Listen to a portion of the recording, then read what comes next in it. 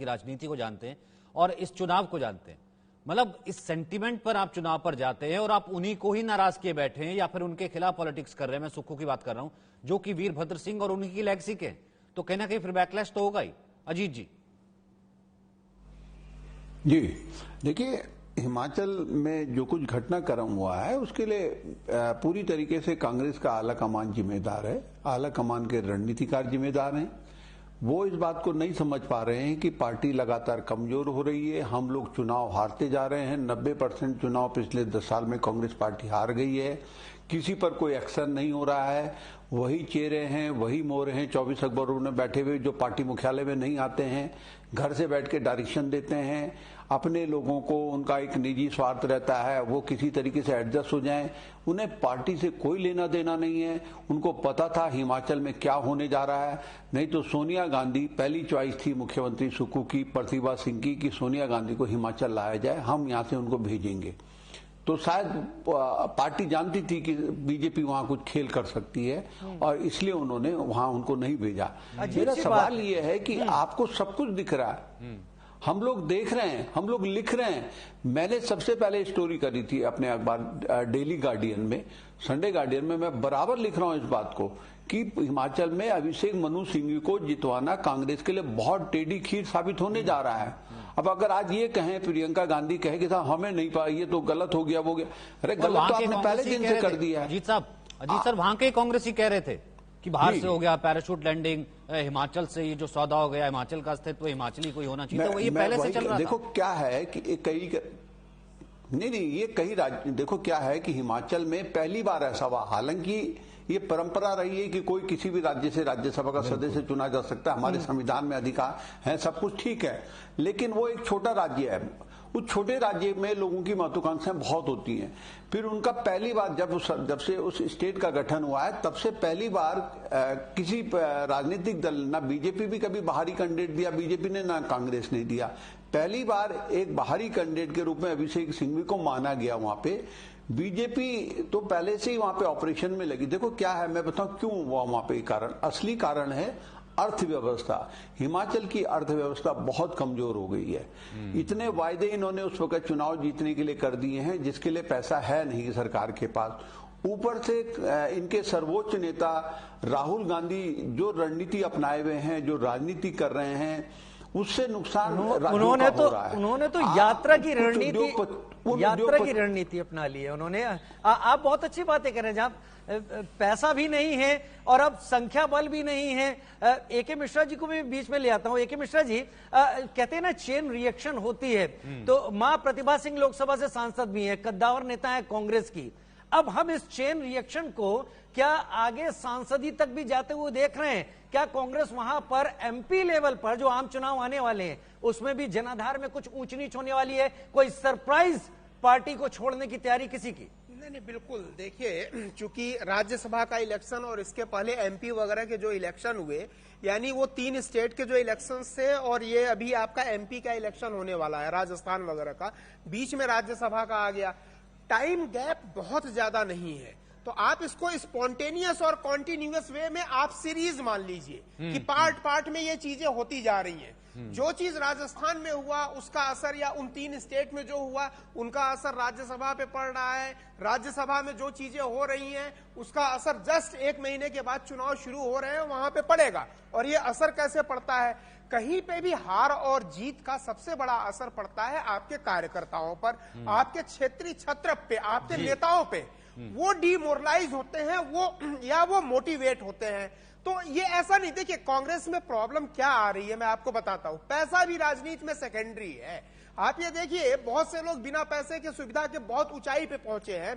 Connectivity की जो बात अभी मैंने शुरू में बोली थी कि कांग्रेस ऑटोफैगी के मूड में चली गई है, मुझे पता नहीं इनको समझ में आ रहा है कौन इनका सलाहकार है। जब इनको काम, आज की डेट में कांग्रेस को काम करना चाहिए सबसे ज्यादा अपने संगठन पे करना चाहिए। सेवा दल गायब है। संगठन मजबूत होगा तो संगठन के थ्रू ही आप जनता से जुड़ेंगे और दूसरे कैंडिडेट से जुड़ेंगे। और रातों रात लैंडिंग करवाई भी गई, तो किसकी करवाई गई? डीके शिव कुमार और हुड्डा की। आप जानते हैं डीके शिव कुमार, मतलब जाहिर सी बात है रुकने हैं, तो डीके शिव कुमार। और ये चीजें होती क्यों है सचिन, मैं आपको बताऊं।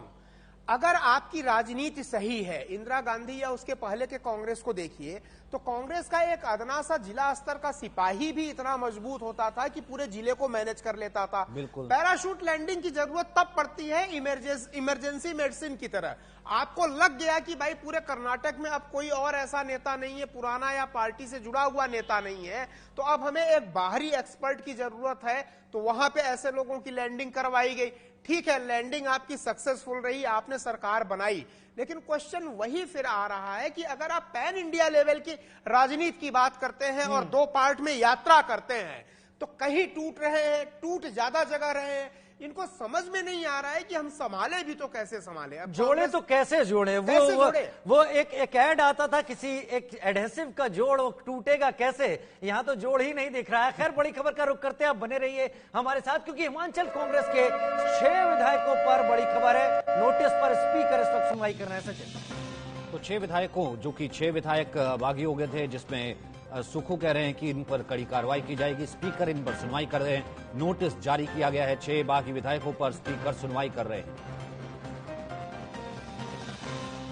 बड़ी खबर, हिमाचल में नया केला, क्या सुक्खू का सिंहासन डोला? हालांकि सुक्खू चेहरे पर वो कॉन्फिडेंस दिखा जरूर रहे हैं, और कॉन्फिडेंस शब्दों में झलकता हुआ उनके जरूर नहीं दिख रहा है। वो जो फोर्स निकलता है कॉन्फिडेंस के साथ, वो सुक्खू में नहीं दिख रहा है, क्योंकि सुक्खू भी समझते हैं कि अभी राज्यसभा की सीट हाथ से गई है, जो कि एक हकीकत है। और इसी का मैं अजीत जी, अनिल ठाकुर मेरे साथ न्यूज रूम से लाइव इस वक्त जुड़ गए हैं।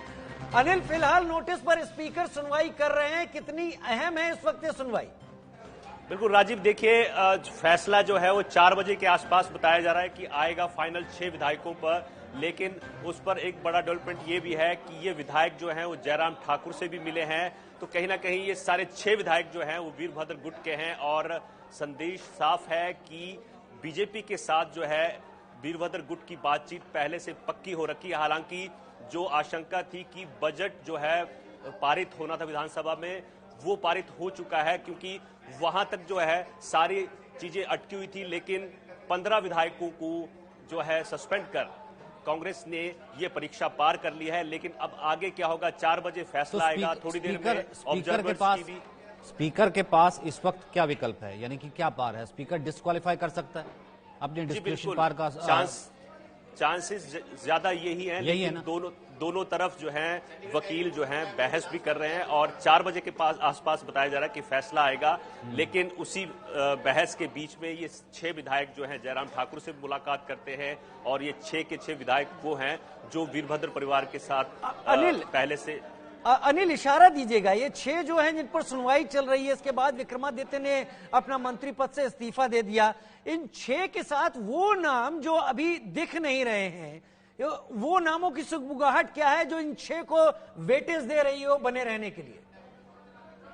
बिल्कुल, देखिए वीरभद्र गुट के जो विधायक हैं वो 13 के आसपास हैं, तो 6 विधायक ये हैं, उसमें विक्रमादित्य खुद हैं, मुकेश अग्निहोत्री हैं, ऐसे तमाम नाम हैं जो वीरभद्र परिवार से वर्षों से जुड़े हुए हैं। और 6 विधायक जो हैं वो पंचकुला, यही विधायक थे, मतदान के बाद पहुंचे थे और वापस गए हैं। सीआरपीएफ की सिक्योरिटी में है ये लोग। और इस वक्त एक और जो बड़ी खबर आ रही है, इस वक्त हम आपको बता दें, यहां पर स्पीकर तो कार्रवाई कर ही रहे हैं। हिमाचल से ही इस वक्त की बड़ी खबर है, राज्यपाल से मिलकर निकले हैं जयराम ठाकुर। तो बीजेपी विधायक राज्यपाल से मिले हैं जयराम ठाकुर। पूर्व मुख्यमंत्री जयराम ठाकुर, जो कि कल कह रहे थे कि इस वक्त अल्पमत में है सुक्खू सरकार, अगली सरकार बीजेपी की होगी, क्योंकि सुक्खू सरकार जाने वाली है, अल्पमत में है। कांग्रेस के पास नैतिक अधिकार नहीं बचा है, सत्ता में रहने का नैतिक अधिकार नहीं बचा है। पूर्व मुख्यमंत्री जयराम ठाकुर इस वक्त ये बात कह रहे थे। सचिन, अनिल जुड़े हुए हैं। अनिल, तो क्या, क्योंकि पहले बीच में ये भी खबर आई थी कि क्या सिर्फ मिल करके आए हैं या फिर किसी तरीके का सरकार बनाने के दावे की भी कोई खबर है, या ऐसा हो सकता है? बिल्कुल, देखिए सचिन, मैंने बताया आपको कि पहले तो ये खतरा था कि बजट पारित कराया जाए।